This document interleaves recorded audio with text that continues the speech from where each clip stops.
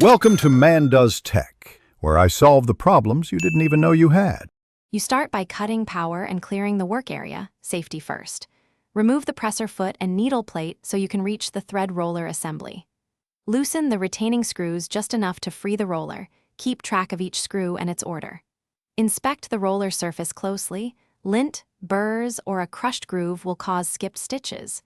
Clean debris with a soft brush and use a magnifier if needed, because the how and why of smooth thread feeding begins with a perfectly clean, round roller. Once done inspecting, you'll remove the roller and its spindle.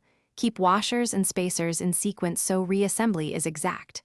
Clean all parts with isopropyl alcohol. This removes oils that attract lint. Then address light rust using fine emery paper. Work gently to avoid changing dimensions.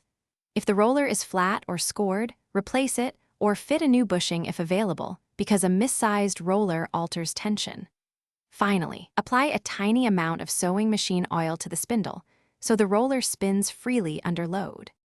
You now reassemble in the exact reverse order, making sure each washer and spacer returns to its original spot. Tighten screws firm but avoid over-tightening, which can bind rotation. Thread the machine and run 10 to 20 test stitches on scrap fabric to observe feed and tension under real load. If you still see skipped or uneven stitches, recheck roller alignment and spindle play, then verify thread tension and needle condition.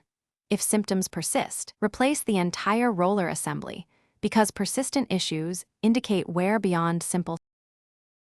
Thanks for watching. If you found this helpful, don't forget to like and subscribe.